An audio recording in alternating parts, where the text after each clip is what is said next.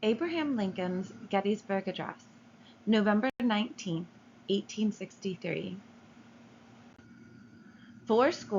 7 years ago, our fathers brought forth on this continent a new nation, conceived in liberty, and dedicated to the proposition that all men are created equal. Now we are engaged in a great civil war, testing whether that nation or any nation so conceived and so dedicated can long endure. We are met on a great battlefield of that war. We have come to dedicate a portion of that field as a final resting place for those who here gave their lives that that nation might live.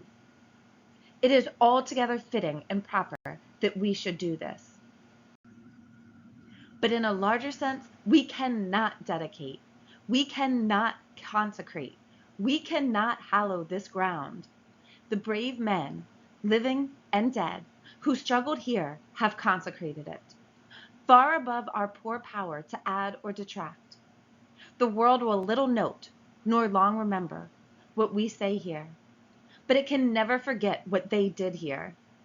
It is for us, the living, rather, to be dedicated here to the unfinished work which they who fought here have thus far so nobly advanced.